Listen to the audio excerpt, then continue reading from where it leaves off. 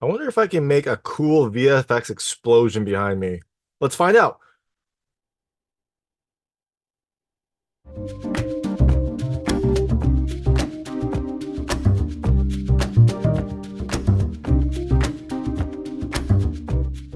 Hey everyone, it's David Stark from Watcher Pass, and I'm here to talk to you about The Fall Guy, which is coming to theaters on May 3rd, 2024. It is a new action comedy starring Ryan Gosling and Emily Blunt that puts a spotlight on the unsung heroes of the movie industry, the stunt people, and what they can possibly do if the situation becomes very dire. My hot take is I definitely think you should watch it. I really love this movie. I did not really know what to expect going into it, and I loved it. It is a high energy, high entertainment action comedy about the unsung heroes of the movie industry with plenty of over the top stunts and movie references. It is just a wonderful, wonderful film that I enjoyed from start to finish. And it is a fairly long film. It is 2 hours long. I loved it. I never got bored, never was looking at my watch. I just enjoyed this movie from start to finish. I bet you will too. So I definitely think you should watch it. And all that being said, I am going to tell you a little more about the film, a few things I liked, a few things I didn't like, and then really quickly go into the ending. So as you can imagine, there will be spoilers in the ending section. If you don't want to know what happens in this movie, and you might not, there's a big twist, there's some big surprises, and a lot of like fun, humorous references, then I would turn it off when they get to the ending section. Before that, though, I'll keep it vague. I'll keep it spoiler free. I'll let you know I get to the spoilers. So, like I said, in The Fall Guy, it deals with stunt people, specifically a stuntman named Colt, who is a stunt double for this big movie star named Tom Ryder. And they have been working together for years, but unfortunately, a stunt doesn't go well and it leads to a derailment of Colt's career. Now, a while later, he gets called on to help with another Tom Ryder movie, but when he gets there, it seems like there is much more going on than meets the eye. Does he make it out of this one unscathed? And does he get some really great stunts? Well, you have to watch the movie to find out. So, things I liked about this movie. The first, I love the cast. It is just a really wonderful cast. I mean, you got Ryan Gosling, you got Emily Blunt, Winston Duke is phenomenal as like the stunt coordinator. You have Aaron Taylor Johnson as the Ryder character, Hannah Waddingham and Stephanie Sue. You just cannot ask for a more fun cast, and also just actors that I really like. I liked seeing them. I liked all of them in their roles, and they were just very fun roles for them to take on as well. Second thing I loved, the humor. It is a funny movie. Like it is really, really funny. There's some good jokes, there's some laugh out loud moments, and there's some kind of like ridiculous things about the movie industry that it shows off. It is just a really, really funny movie from start to finish. So it's definitely one that'll make you smile. The third thing I love the movie references. There's a lot of movie references in this from, making a movie. Like the film is about a stuntman in a fake movie.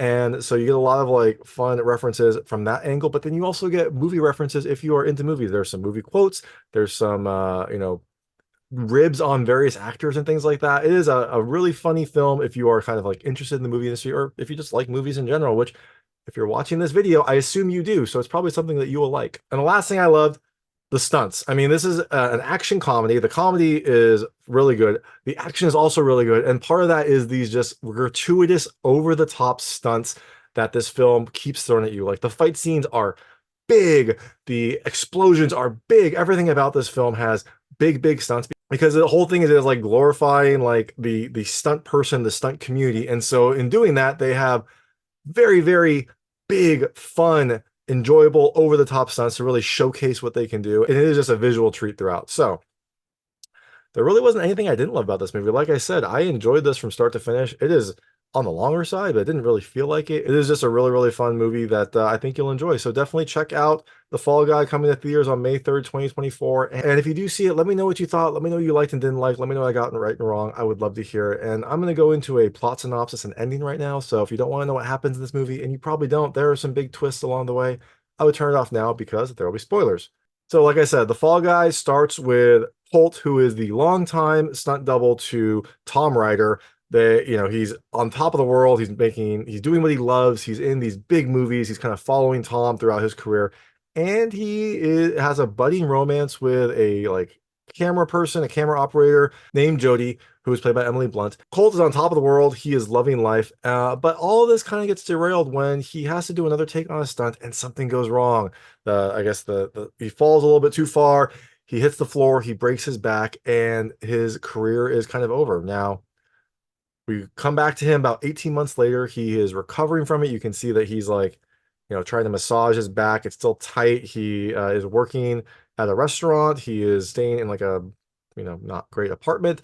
It seems like he is like, he looks disheveled. It seems like his life is kind of like hit a slide. And all this changed when he gets a call from one of his old friends and Tom Ryder's agent, Gail, who tells him that that Jody needs him. Jody, the camera operator that he had a relationship with, well, she is getting her directorial shot. She is making a movie and she needs him to help finish the film. So this piques Colt's interest. He had no interest in going back to the stunts. He messed up. He hurt himself. He didn't want to return to that. But because Jody needs his help, he decides to go do it. Now he flies to, I think, Australia.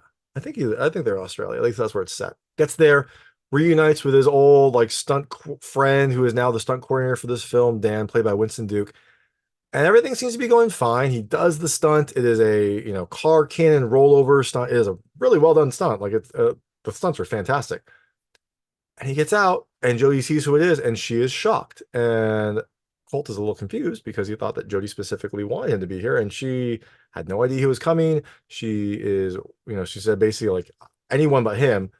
So it seems like there is a miscommunication involved here. Now it is what it is, but part of why Jody didn't want him there was because he didn't handle his injury very well. Now Jody tried to support him. She tried to like reach out to him, make sure he was doing okay, and Colt just I think he couldn't handle it. He couldn't handle, being out of the spotlight. He didn't want to like bring Jody down. So he just ignored her. He didn't respond to her at all.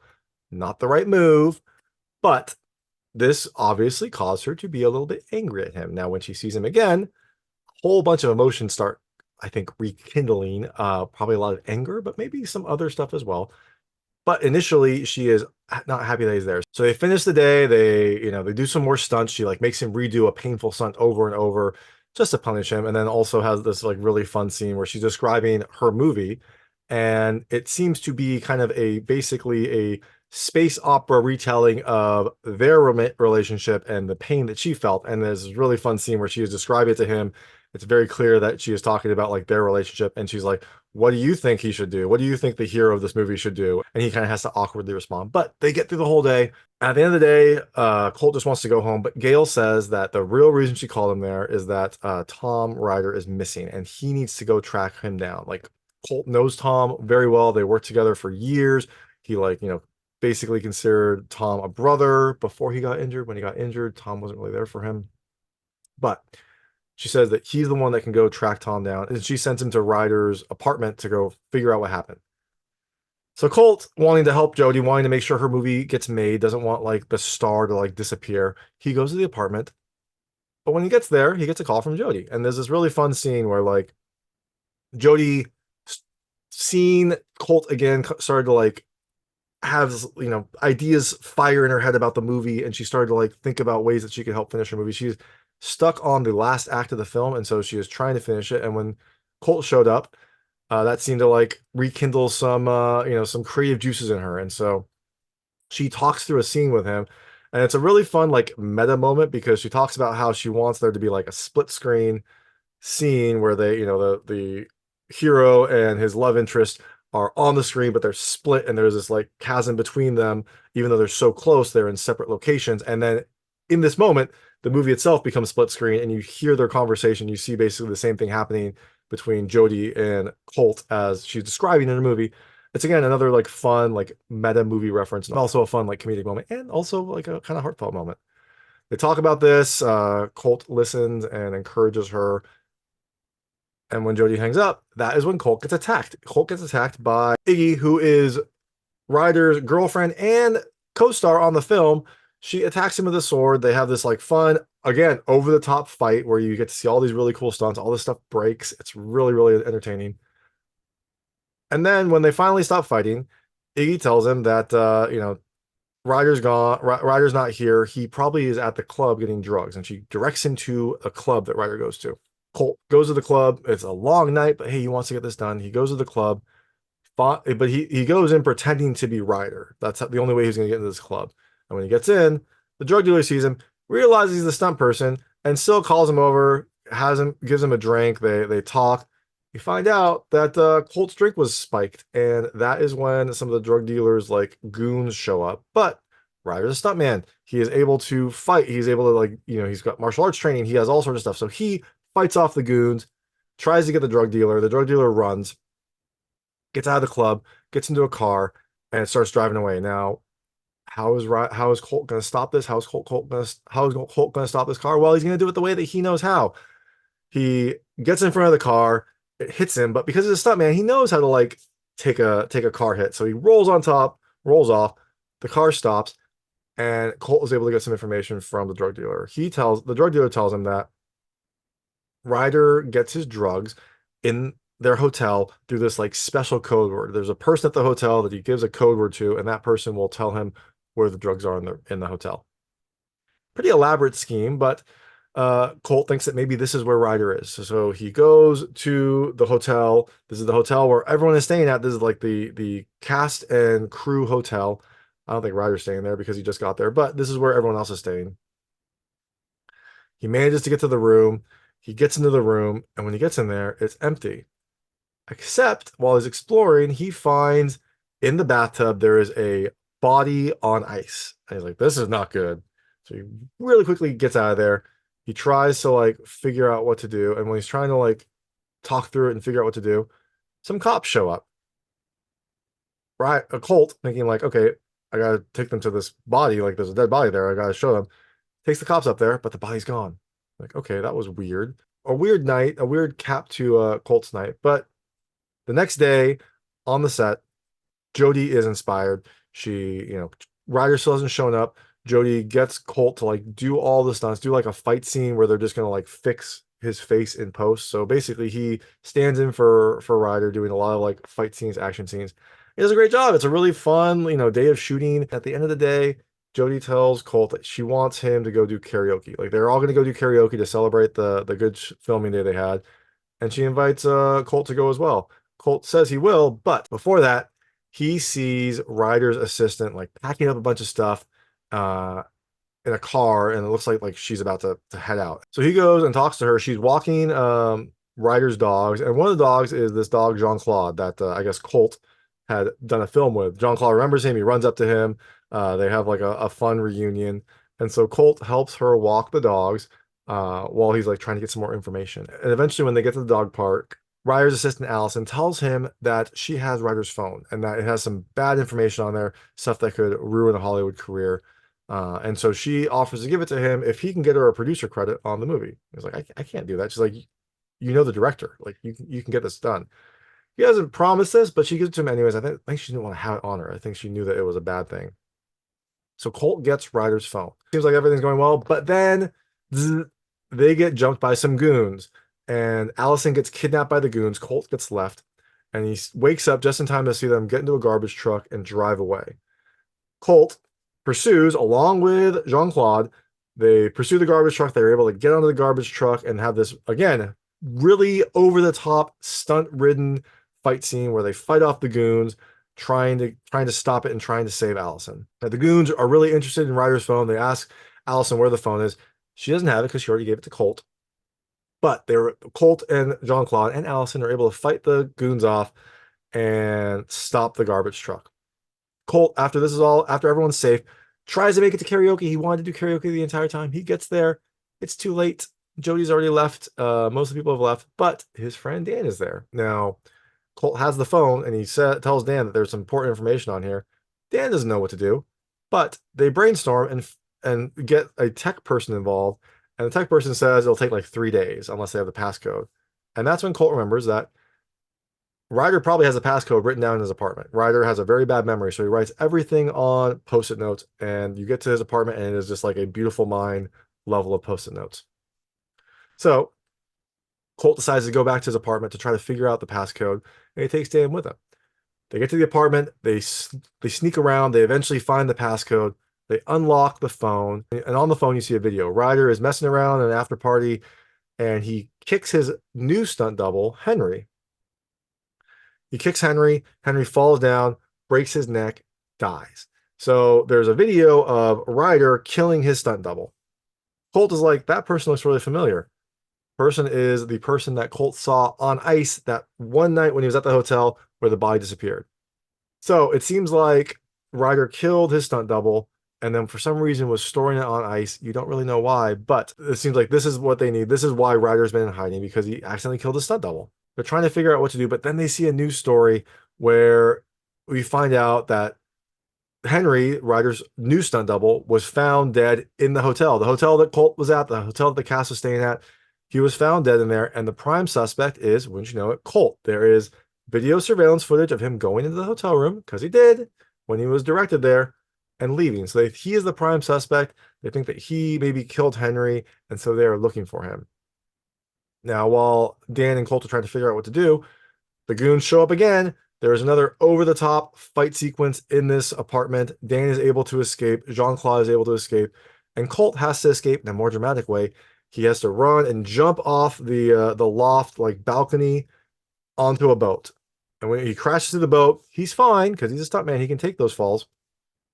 But he crashes into Ryder's boat. And once you know it, Ryder is on there. And when Ryder sees him, he captures Colt. And now we see the true extent of Ryder's plan. So Ryder did kill Henry, and then he called Gail to figure out what to do. And Gail concocted this whole plan to get Colt there, to blame Colt for the murder, to like have him be the fall guy. And he was supposed to take the blame for Henry's murder. The idea was he was supposed to like, I think, get kidnapped, and then they were going to take him out to sea and like throw Henry's body and him in there, and it would be like, you know, a big murder plan. Like Colt killed Henry and then had to kill himself because he was so full of grief. And they were going to doctor the video that Colt found on Ryder's phone to make it look like Colt was there. So Ryder really wants to know where the phone is so that they can, like, you know, because that phone has the original video. He wants to know where his phone is, where that video is. And Colt unfortunately doesn't have it because the phone was damaged when those goons showed up when Dan and Colt were in the apartment. There was gunfire, the phone was shot. The phone is no longer usable. That video is no longer there. So Ryder's like, okay, great. And then that is when he leaves and they are going to kill Colt. They like pour gas on him. They're going to like set him on fire. It still works as a murder-suicide. You know, could be an accident. They'll kill him and throw him out to sea. Who knows? But they're getting ready to kill him. They're throwing gas on him. And Colt is screaming out like, you know, saying, no, no, no. And while they're doing that, they're pouring gas and it gets a bunch of gas in his mouth. And you're like, oh, that's disgusting. But then when they go to light the fire, the goons light the lighter, and Colt blows gas out of his mouth, making a mini flamethrower to the goons, and he escapes. He gets out of there, he gets in the boat, and starts driving. And one of the things about Colt is he got his big break on Miami Vice. He was a stuntman for Miami Vice. He was able to like do that boat jump through a ring of fire, and he got so good at it, he could basically do it with his hands tied behind his back. Well, now he has his hands tied behind his back because he was captured, and so he was driving the boat away from them with his hands behind his back. It was a fun little like reference that he said earlier. It was a fun little callback to something he said earlier. But he is trying to escape. They're pursuing him. He's able to kind of like get away from them and hide out. And while he's hiding out, he calls Jody. Rather than talking about how he's accused for murder, he calls Jody to have like a heart-to-heart with her, to apologize for what he did, to explain to her what happened. And she just wants to like clear him of the crime, but he wants to like talk to her about it. He wants to, you know, explain what happened. He wants to apologize to her for not calling her earlier and how he messed up the relationship. It was a fun, heartfelt moment. But while they are talking, the goons notice him and start firing. So he has to get moving. He has to drive away. They hit his boat. His boat like catches on fire. He turns around, sees like a thing of gasoline, drives his boat directly into the gasoline, blows up. Is this the end of our friend Colt?